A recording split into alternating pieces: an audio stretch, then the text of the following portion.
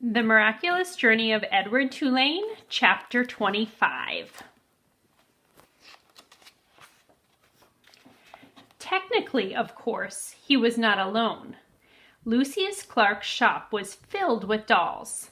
Lady dolls and baby dolls, dolls with eyes that opened and closed, and dolls with painted-on eyes, dolls dressed as queens, and dolls wearing sailor suits. Edward had never cared for dolls. He found them annoying and self-centered, twittery and vain. This opinion was immediately reinforced by his first shelf-mate, a china doll with green glass eyes and red lips and dark brown hair. She was wearing a green satin dress that fell to her knees. "What are you?" she asked in a high-pitched voice when Edward was placed on the shelf next to her. "I am a rabbit," said Edward. The doll let out a small squeak. "You're in the wrong place," she said. "This shop is for dolls, not rabbits." Edward said nothing. "Shoo," said the doll. "I would love to shoo," said Edward, "but it's obvious that I cannot." After a long silence, the doll said, "I hope you don't think that anyone is going to buy you." Again, Edward said nothing.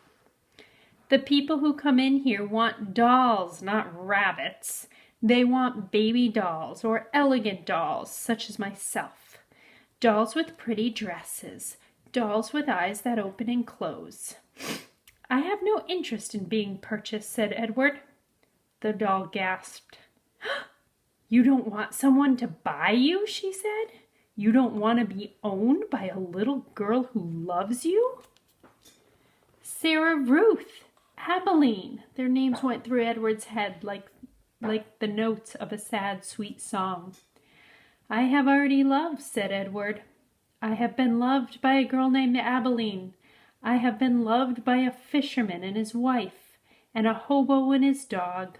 I have been loved by a boy who played the harmonica, and by a girl who died."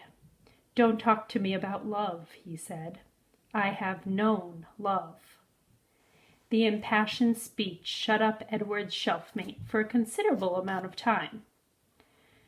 "Well," she said at last, "still, my point is that no one is going to buy you." They did not speak to each other again. The doll was sold 2 weeks later to a grandmother who was purchasing her for a grandchild.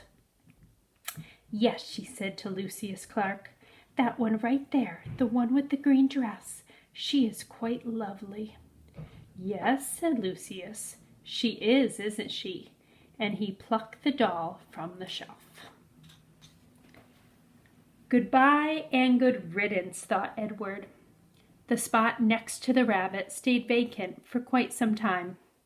Day after day, the door to the shop opened and closed, letting in the early morning sun or the late afternoon light, lifting the heart of dolls inside, all of them thinking when the door swung wide that this time, the person entering the shop would be the one who wanted them. Edward was the lone contrarian.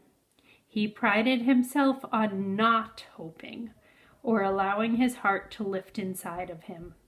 He prided himself on keeping his heart silent, immobile, closed tight. "I am done with hope," thought Edward Tulane. And then one day, at dusk, right before he closed the shop, Lucius Clark placed another doll on the shelf next to Edward.